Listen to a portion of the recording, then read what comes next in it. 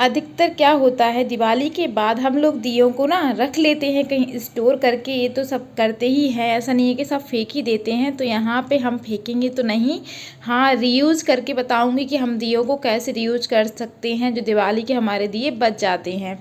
तो सबसे पहले हम जो दियों की जो बाती है इनको हटा देंगे। अब इस तरीके से आप हटा दीजिए, दिए एकदम साफ कर लीजिए। वैसे तो आप इनको कैसे भी यूज कर सकते हैं, लेकिन कुछ खास यूज है जो मैं इसमें बताऊंगी आपको।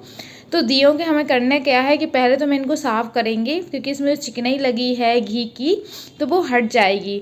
अधिकतर जैसे हमें अब किचन में यूज करना है, कहीं यूज करना है, तो इनकी चिकनाई तो हटानी पड़ेगी।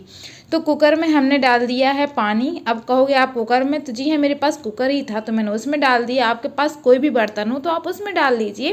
और कुल मिला के आपको गर्म पानी कर लेना है, उसमें डाल देंगे हम थोड़ा सा सर्फ डाल दीजिए, या फिर आप इसमें सिर्फ विम लिक्विड भी डाल सकते हैं, तो चिकनी आराम से निकल जाएगी। वैसे दियों की चिकनी बिना भी कुछ डाले भी निकल जाती है, लेकिन अच्छी तरीके से इसी चीज़ से निकलेगी। अगर आप सर्फ नहीं डालना चाहते, आपको लगता है ये सही नहीं है, तो आप इसके साथ में थोड़ा सा ना सिरका भी डाल सकते हैं, जिससे कि और अच्छे से चिकनी हट जाती है। वैसे तो दिए नॉर्मल ही, जैसे पहले के टाइम पे लोग मिट्टी के बर्तन धोते थे तो उसमें कुछ नहीं लगाते थे, ऐसे ही धुल लेते थे। लेकिन जब चिकना होता तो राख वगैरह का यूज करते थे, तो वो तो सब है नहीं है, तो हमको ऐसे ही यूज करना पड़ेगा, ऐसे ही इनको धुलना पड़ेगा। तो ये देखिए कुकर का पानी एकदम गर्म हो गया था, इनको मैंने थोड़ी देर के लिए छोड़ दिया। अब जब हम थोड़ी देर के बाद इनको गर्म में छोड़ देंगे तो इनका मेल्ट हो जाएगा जो घी वगैरह जो चिकनाई है, उसके बाद हम इनको निकाल लेंगे। तो ये देखिए अच्छे से धुल गए हैं। अब इसको दूसरे बर्तन में हम निकाल लेंगे और इनकी चिकनाई निकल गई है। तो कालापन तो ऐसे ही रहेगा, जो काले हैं वो कुछ नहीं उसका कुछ होने वाला है। तो ये देखिए अब मैं यहाँ पे दूसरे बर्तन में इनको सबको निकालती जा रही हूँ, और पानी भरा है दूसरे बर्तन में। तो एक या दो बार अच्छे से धुल लीजिए, क्योंकि इसमें आपने सर्फ डाला है इसलिए। अब आप कहोगे ये सब तामझाम करने की ज़रूरत क्या है, तो बस ये स्टेप करना इसलिए क्यों ज़रूरी है वो आगे आप देखेंगे। तो ये देखिए अच्छे से दिए धुल गए हैं, इनकी जो चिकनाहट हट गई। अब इनको हम एक प्लेट में रख देंगे, जिससे इनका सारा पानी सूख जाए। अब मुझे आगे यूज करना है तो मैं कर रही हूँ, बाकी आप इस तरीके से धुल के रख दीजिए, जब यूज करना चाहे तब यूज कर लीजिए। तो यहाँ पे मैं कर क्या रही हूँ, यहाँ पे अभी तो जो मैं एक दिया है, आप चाहें तो जो कद्दूकस करने वाले उससे घिस सकते हैं, लेकिन वो वाला प्रोसेस काफ़ी डिफ़िकल्ट हो जाता है। तो इस तरीके से खलवट्टा होगा आपके पास, मान लो अदरक कूटने वाला, आप उसमें कर सकते हैं। कहीं फर्श पे पत्थर से भी कूट सकते हैं, तो उसके लिए आपको दिया धुलने की कोई ज़रूरत नहीं है। इस स्टेप के लिए, इस वाले यूज के लिए आपको दिया धुलने की आवश्यकता नहीं है, आप ऐसे ही कुछ मतलब कूट करके यूज कर सकते हैं। तो ये देखिए मैंने दिया एक कूट लिया, अच्छे से बारीक कर लिया। अब इसमें हम मिला देंगे थोड़ा सा ये विम का, जो मेरे पास विम बार होता है वो है। तो ये आपके पास अगर सर्फ है तो आप सर्फ भी मिला सकते हैं, लेकिन इससे जो बाइंडिंग आ जाएगी जो अच्छे से हो जाएगा। लेकिन सर्फ में आप जब मिलाएं तो थोड़ा सा पानी ऐड कर लें तो अच्छे से बाइंड हो जाता है, ठीक है। तो ये देखिए मैंने थोड़ा सा विम बार बस मिलाया, केक टाइप का जो साबुन होता है उसी को। और ये देखिए अब मैं सेट कर दूँगी इस दिए में। तो ये देखिए आपका दूसरा दिया भी बनके तैयार हो गया। एक दिया हमने कूट लिया है और एक दिया को हमने इस तरीके से कर लिया। ऐसे ही आप मैंने उसको सूखने के लिए रख दिया है, जिसमें हमने सेट करके साबुन रखा है। अब उसको सूखने देते हैं, एक दिन लग जाएगा उसको। अब यहाँ पे हम क्या कर रहे हैं, क्यों धुला था मैंने दिए, इसलिए धुला था कि जैसे चाय वगैरह आप यूज करते बनाते हैं ना, जो कुल्हड़ वाली जो चाय होती है, वैसे तो न्यू एकदम दिया ही इस्तेमाल होता है। कुल्हड़ वाली चाय भी, कुल्हड़ भी न्यू होता है, लेकिन आप इस तरीके से भी यूज कर सकते हैं। तो दिए को मैंने खूब अच्छा गर्म कर लिया और इस तरीके से इसमें चाय में डाल देंगे, तो आपकी जो चाय है उसमें सुगंध आ जाएगी। वैसे दिया धुलने के बाद उतना असर नहीं करता जितना कि नया दिया करता है, लेकिन जो हमारा दिया है जब आप धुल लेंगे, चिकनाई हट जाएगी, साफ़ हो जाएगा, तो वो भी कहीं ना कहीं थोड़ा बहुत असर देता है। तो नया दिया जब ना हो, अगर आपको ऐसी चाय पीने का मन कर रहा हो तो आप इस तरीके से भी कर सकते हैं। तो कुल मिला के आपका रीयूज हो रहा है, कोई आपको क्या है मतलब एकदम नहीं कि आपको ये करना ही करना है। कुल मिला के टिप्स होते हैं जो कि आप घर में कर सकते हैं। बस चाय में थोड़ी देर छोड़ेंगे ना और निकाल लेंगे, तो एकदम कुल्हड़ वाला जो कि मार्केट वाली चाय होती वही स्वाद आएगा।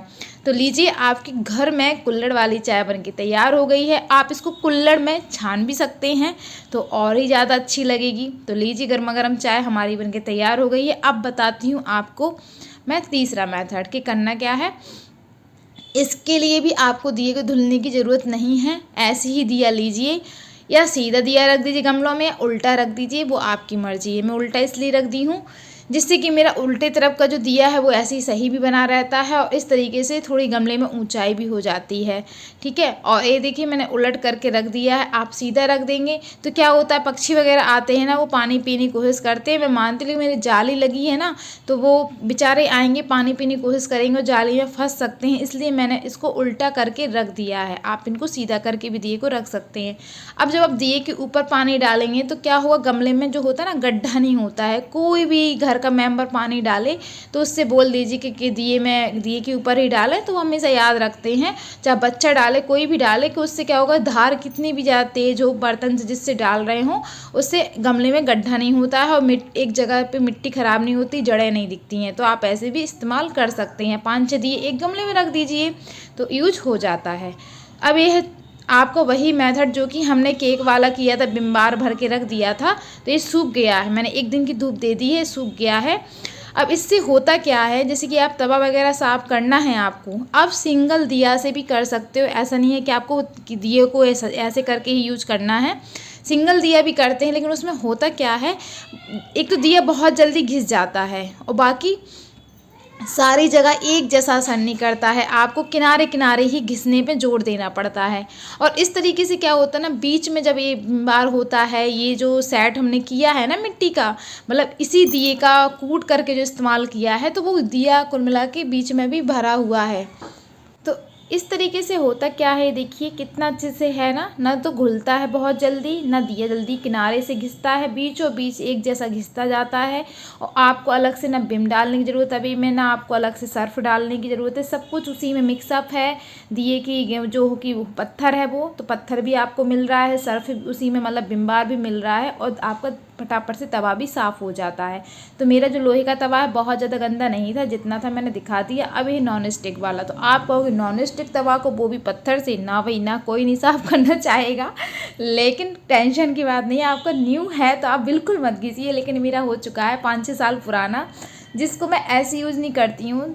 जनरली मैं जैसे ब्रेड सेकनी कुछ भी करना है तो वैसे यूज करती हूँ। ये बीच से उतना ख़राब नहीं हुआ है, तो इसकी नॉन स्टिक की लेयर भी ज़्यादा ख़राब नहीं है, तो इसलिए मैं किनारे किनारे जो हो जाता है ना, चिकनाई लग जाती है, बस वो साफ़ कर लेती हूँ।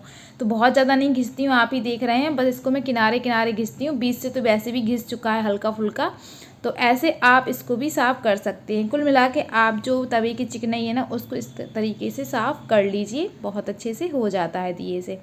और मुझे तो बहुत अच्छा लगा ये टिप्स। आप कहोगे पत्थर से भी हम कर सकते हैं, हाँ भाई सबसे कर सकते हैं, लेकिन जो आप इससे रिजल्ट देखेंगे ना, वो नॉर्मल ना पत्थर से आता है, कैसे भी नहीं आता, क्योंकि आजकल घरों में पत्थर मिलना बहुत मुश्किल है, तो दिए ही होते हैं, दिया ही इस्तेमाल लोग कर लेते हैं। तो कैसी लगी आपको टिप्स, आप ज़रूर बताइए। चलिए फिर मिलते हैं नेक्स्ट रेसिपी या टिप्स के साथ। अपना कीमती समय देने के लिए बहुत बहुत धन्यवाद। फिर मिलते हैं। राधे राधे।